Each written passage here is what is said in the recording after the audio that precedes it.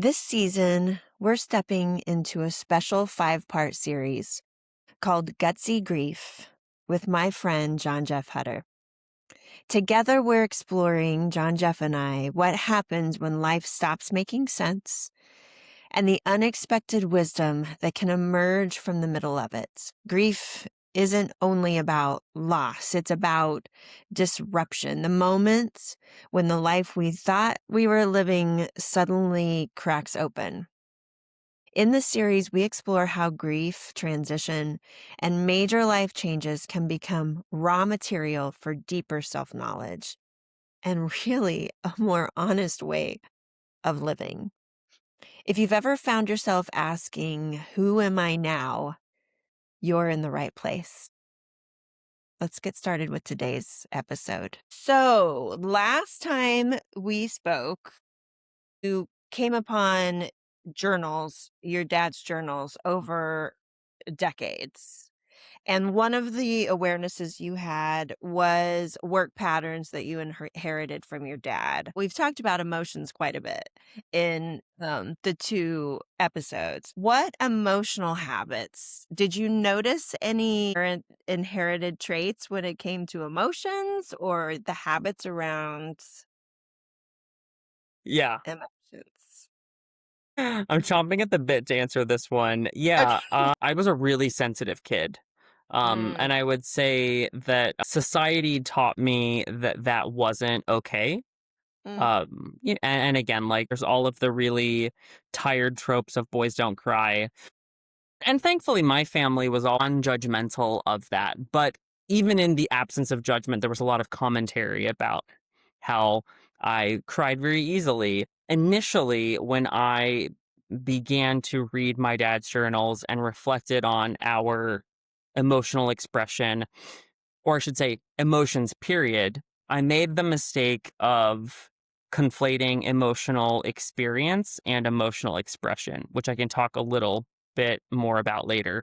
But at least initially, I thought that there was no comparison. I thought I was a kid who cried very easily.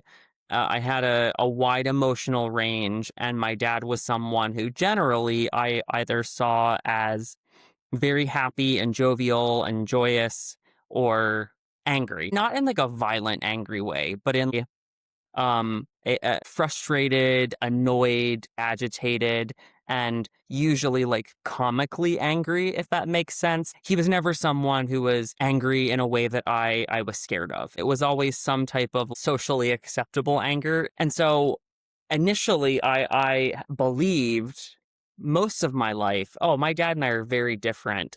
However, when I began to read his journals after he died and reflected more deeply on our similarities and differences in general, I began to develop this awareness of the distinction I mentioned a little bit ago around emotional expression and emotional experience. Because his journals were so deep with layers of emotion and feelings that were beyond the spectrum of joy to anger that I had seen him express throughout his life. And so what I began to see was this richness of emotional experience that was not expressed.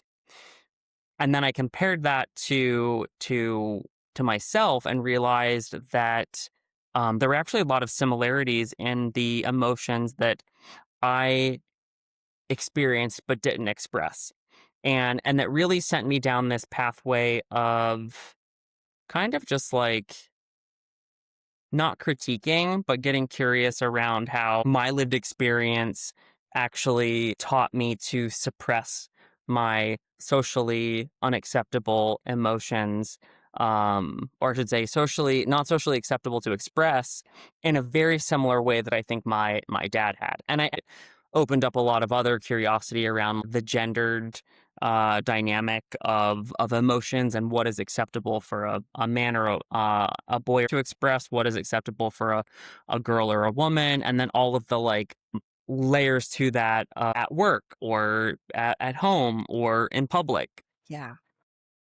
I feel like I have to pause right here and say a couple things. One, I'm thinking back to our first conversation and how you were able to handle your father's death without saying, "Why did he do this to me?" It takes perspective and it takes skills to be able to think about these nuances between emotional experience and emotional expression. I mean, that's juicy. I may not be allowing any emotional experience. So it looks like limited emotional expression. Or there may be limited emotional expression and I'm having a full-on emotional experience. I'm just not letting you know that. I appreciate you saying that, and it's taken a lot of work to develop that distinction. It's a practice. I'm certainly not perfect at it. I mean, I even am guilty of making that judgment or Mhm. making the mistake of conflating the absence of emotional expression as the absence of emotional experience. And I do it Right. with my partner. I do it with friends. I'm like, why am I not seeing this from you? And I have to catch myself and remember that just because I'm not seeing the emotion doesn't mean that it doesn't exist. And there's a host of reasons why I can't see it. It could be that the other person's form of expression is one that I don't pick up on. It could be that they're not aware of an emotion in that moment in the same way that I would be. It could be, again, social conditioning that certain people are not allowed to express certain emotions in certain places. And it's really helped me to reserve judgment or criticism of the absence of a specific expression. So, emotional experience feels like it's more akin to self awareness. Like, can I be aware of how I'm even feeling in this moment? Am I able to acknowledge and name inside of myself, which is what you're saying you read in your dad's journals, like, Yeah. okay, this situation is making me feel violated or I know why that is, or maybe I don't even know why, but I can be honest about that with myself.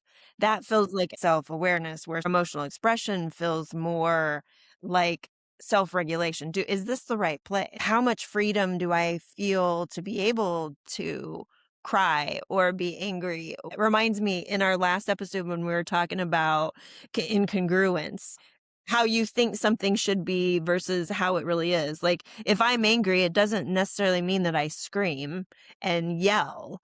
I may get real quiet. I think another thing that's important to keep in mind is emotional expression is not always a reaction. An emotional expression can be a reaction, but an emotional expression can also be an authentic choice that is made in the space between stimulus and response. Sometimes, like in these authenticity games that we play, we can mistake reaction as authenticity, and anything outside of the confines of reaction is inauthentic. Just because you choose it doesn't mean that it isn't authentic. Oh, okay. Mistaking reaction as authenticity or even judging reaction and expression on our own experience or what we think it should be. Yeah. Have you ever watched those late 2000s, early 2010s reality shows where there's always a character that's like, I'm a bitch. I speak my mind.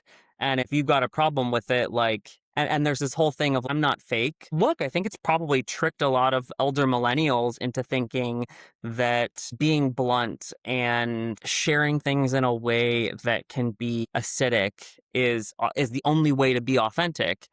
Because I will say that I've often been criticized for an overly diplomatic communication style, and but it's not from a place of being fake or false. It's from a place of I want to communicate something. And if my goal is to communicate that clearly, I have to think about how this information is going to be received. Yeah. Because if this information will be received in a way that provokes or possibly provokes a reaction or someone's ears to go offline, then no, I'm not going to say it in an overly blunt or direct way. There's certainly are times where I am very direct because I know that the that style of communication is aligned with the intended outcome.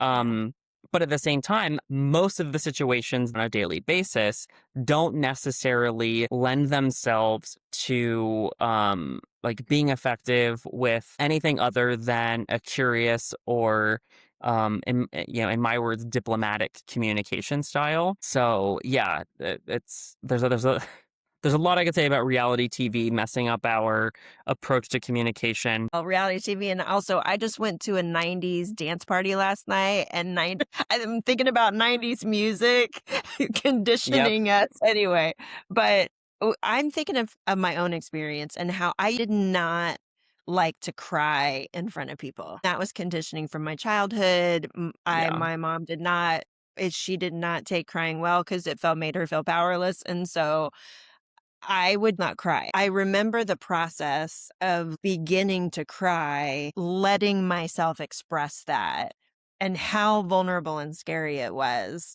Knowing now, I would say my emotional experience inside was limited.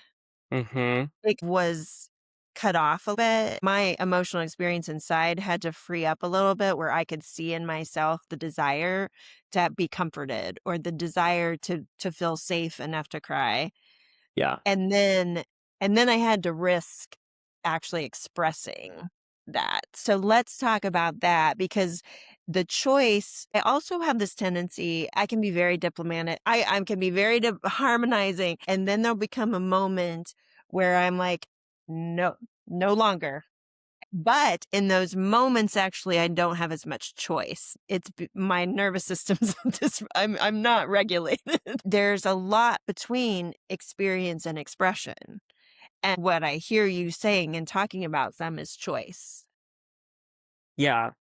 There's a quote that I believe is attributed to Viktor Frankl, and I heard it on a Brene Brown podcast, and it talks about a space between stimulus and response, there's a choice. I'm not a neuroscientist, but my understanding of neuroscience is that what this really gets down to is that the amygdala, which is the brain's threat detection system that we've talked about before, it fires a lot faster than the prefrontal cortex, which is where our rational brain exists. So that first wave of feeling whenever you are given, feedback that hurts or you find out you've been lied to, that is like the moment, that first wave where you genuinely feel what's going on before reason catches up.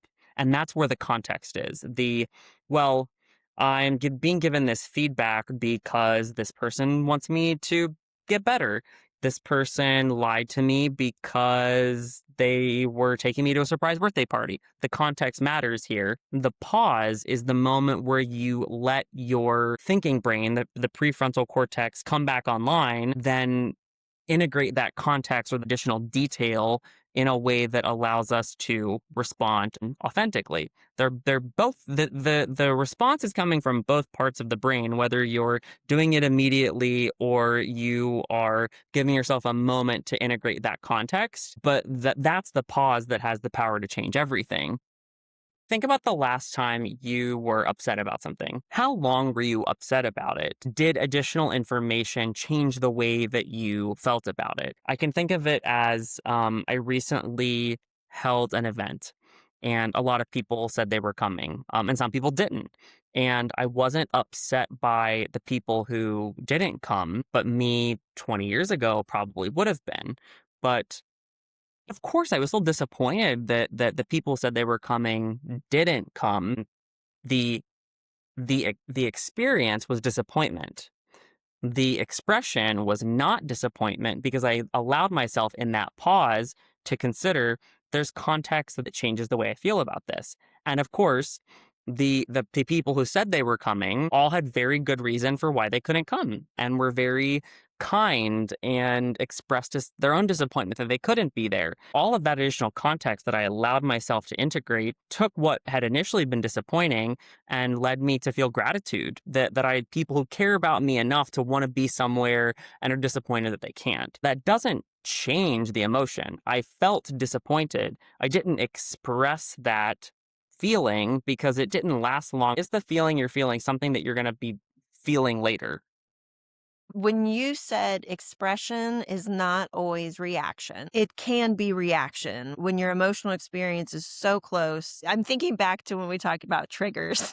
You were like, I hate the word trigger. But when something does trigger an emotional experience for us, it's our nervous systems. We go into fight, flight, freeze, and we lose some of our choice around experience and expression. And it just comes out. It just Yeah. well, it's reactive.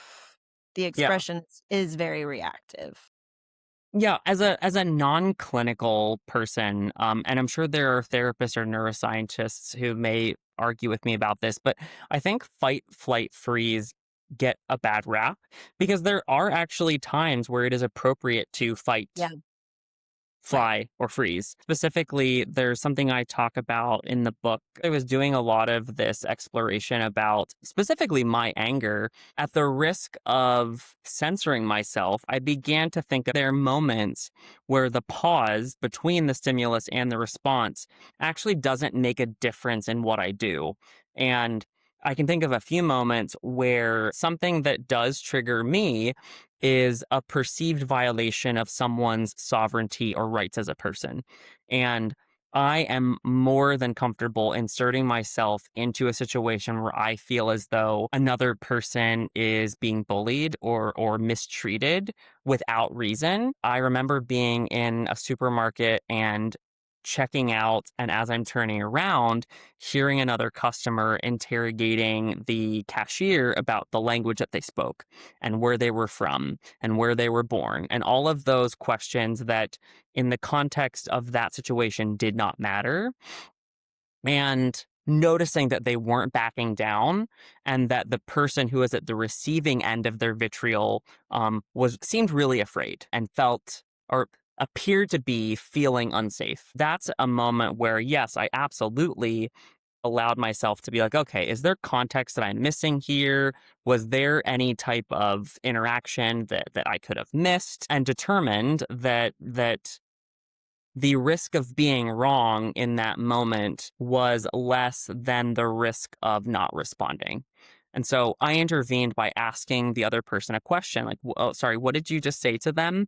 Based upon the response, I could very quickly determine that this was not a situation where I was missing context. I was accurate in clocking that situation as one of hate and bullying. So I absolutely allowed my anger to show up, and the expression was quite fiery. And and not that I did that to be a hero. I didn't do it to be noticed or appreciated. I did it because I felt as though that person needed that, because I would have wanted the same from someone else had I been in their shoes. The cashier came up to me later and thanked me for the interaction, and they expressed that they didn't feel like they could defend themselves because they were at work. So that for me is what I call qualified rage. Wanted to snap this person's head off verbally, and while I may have also been a bit more strategic in the words that I used, change the reaction in the end all that much.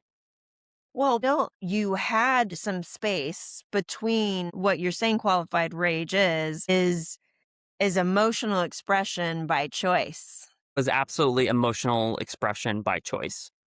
And I hired my very first coach because when my second child was born, Leo, he pushed every button.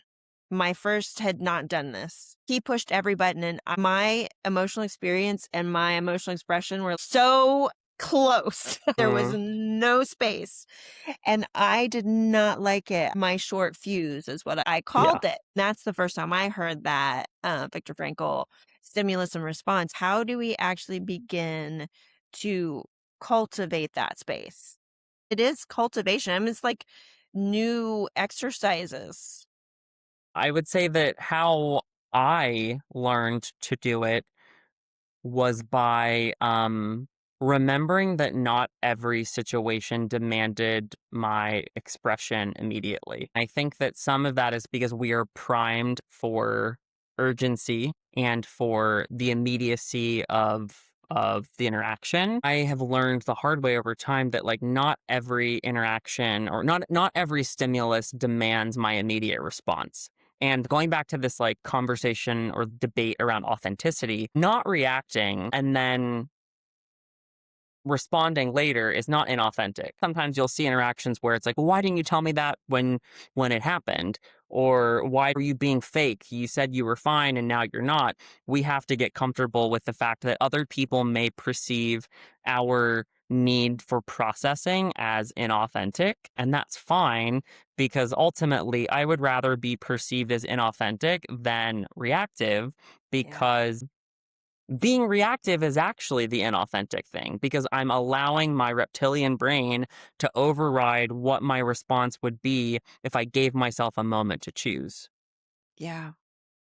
I talk about the practice of Yeah. authenticity because yeah, it isn't reaction, although our reactions in themselves are authentic. That expression can be I very would I would argue Mhm. that our reaction isn't necessarily authentic. Mm-mm. It's innate, it's real, but Interesting.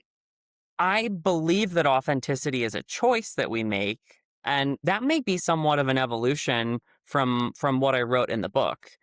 Because I think my beliefs around authenticity have changed as I have exposed myself to different thinkers. There are a lot of impulses we have as humans that we resist because they're not authentic. There's a question and a debate that we probably don't have time to get into today, which is impulse authenticity. I have a lot of intrusive thoughts that just errantly spin in and out of my head, and I would say that a lot of them aren't authentic to who I Yeah. am. They're just Mm. data coming in, and I'm quickly saying, well, that's not something that I believe in, or that's not something that's relevant to me. Yes, because you have an open crown. I do have an open crown. You are right. This innate versus authentic. My innate response to Leo was anger. And that's not how I wanted to show up. I did not want to show up with this quote unquote short fuse. Yeah. I wanted to be able to choose. I wanted the choice. There is some sense that authenticity is a choice. I also believe that the when we are really practicing authenticity, it leads to connection within ourselves and others. So there's sort of a qualifier. One of the things I thought about when about this difference between emotional experience and emotional expression is power Mm, and how we use power. That's what you were describing with the clerk. The store clerk mm-hmm. that you stepped in. You used your emotional expression from a power. You were connected to your power. You didn't enter into a power struggle. You just stepped in with your power and you expressed. Mm-hmm. Where sometimes we can use that expression to create power struggles. Mm-hmm. And so Mm, I feel like from my own experience, cultivating that pause between stimulus and response has connected me more to my inherent power, to my yeah. sovereignty. Yeah. Definitely. We have all this language and these quips like showing up as who you are, blah, blah, blah. But I mean, being able to be very intentional about expressing and relating. We could argue that consciousness is about choice. And a lot of these terms and phrases get adulterated by well intentioned people trying to make sense of their world, but that runs the risk of limiting our perspective on what it is to be authentic. Yeah. I want to tie this back to identity, gutsiness, and grief, Mm, and how our innate responses a lot of times can become how we identify ourselves. at work, at home, in relationship, whatever. And it takes so much courage. It takes so much oomph to Yeah. look at it, but the outcome can be so great. The impact you have in life can be so great. Life can be so much more fulfilling. This reminds me of something I read on Instagram. It was a series about things about grief that will piss you off. And of course Mm, I listened because I love grief and I love getting pissed off. The video in particular was about saying things like everything happens for a reason or silver mm, lining grief, which is a really interesting topic for me because as much as I am an advocate or maybe a proponent of not silver lining things and being real with what's going on, feeling your feelings, one of the cornerstones of my belief system is I do believe that things happen for a reason. And so I went into the comments ready to, like, again, we talk about the pause. My initial response wanted to be, I disagree. But then I actually saw someone who very accurately reflected my perspective, which is that they agreed with the idea of the video, but that for them, the distinction was it's not effective or helpful for us to tell others while they are grieving that everything happens for a reason. The meaning has to be self authored. It is helpful for me to tell myself, um, that there is a meaning in this that I can find in equal measure that it is unhelpful for someone else to tell me that. That was a really interesting perspective because I think we can apply that same belief onto the idea of courage when it comes to grief specifically or trauma, loss, the good and bad of change. It's not helpful for someone to tell me to be brave because how the hell do you know how I'm feeling? You don't know if yeah. I'm being brave or not. There's an Right. inherent defensive response. But if I encourage myself to have the courage to push through the discomfort, there's actually a lot of value in it. That's part of why the subtitle of the book Gutsy Grief is Loss as Self-Discovery, because self-discovery is something that has to be chosen. And I know that sounds probably a little on the nose, like obviously the word self is in self-discovery, but sometimes we are conditioned to have our identity handed to us. If we think about the previous conversation we had, we want someone to give us the directions, and we're not actually given the tools as children to discover for ourselves. We're constantly told how to behave, what to be, how to feel, and I think it robs us of that skill of self-discovery. Yeah. Ugh, totally. Which goes back to the difference between experience and expression and being invited into our own Yeah, experience. Is definitely. there anything, John Jeff, in this conversation that you feel we haven't touched on that you I wanted to? Our feelings aren't something to be afraid of if we give ourselves the space to allow them to pause.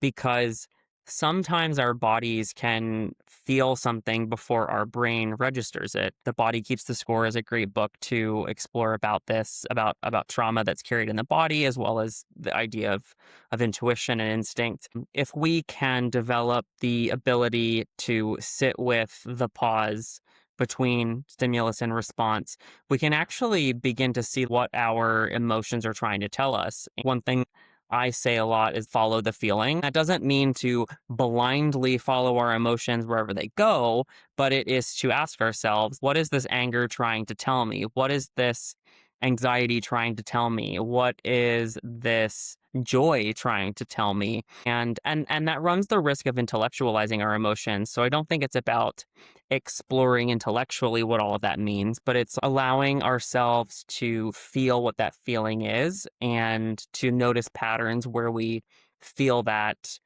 because it may be telling us that this job is not for us. This Yeah. relationship is something that we want. The move to that city is what we are excited about. The promotion is something that we don't want. So Yeah. I'll call out a book that has been helpful for me is Burnout by Emily Nagoski. Nagowski, I think is Yeah. um that was the first place Oof. I heard about emotions being like a tunnel that Mm, you get through. I know my sister and I have both, I mean, so there must be some family conditioning around just fear that we're going to be swept away, like, the emotional experience will be so overwhelming for us that we can't hold ourselves in it. So that's why coaches and therapists and even our own close friends are so important to have somebody help hold the container so you can just follow the emote and you can feel it because honestly, with practice, you won't get swept away. The yeah. fear is that you'll be swept away. A lot of times the fear that you'll be swept away is because you're afraid of the expression of it.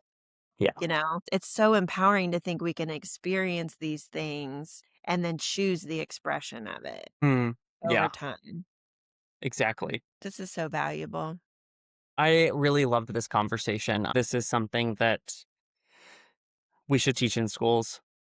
100%. I've noticed there is more of this in grade school. There was some alluding to some of this that I never, ever, ever got. Yeah. So I hopefully we're moving in that direction, but grown-ups need this too, Mhm. For sure. obviously. Yeah. Um, Thank you, John Jeff, for being you. Thank you. Awesome. Thank you. Before we close, I want to leave you with this. Grief doesn't ask us to have everything figured out. It asks us to stay curious about who we are becoming individually and together. Our guests bring such clarity and depth. If you want to explore more of their work, you'll find the links in the show notes. And thank you for joining me and John Jeff on the Unspoken Edge, the place where we name what's missing so you can lead from what matters. If something resonated with you today, share this episode with someone who might need it, or subscribe so you don't miss what's next. And if you're navigating unseen tensions in your leadership or culture, let's connect at mosaiccollaborative.com because legacy isn't a final chapter. It's what you live into, one conversation at a time.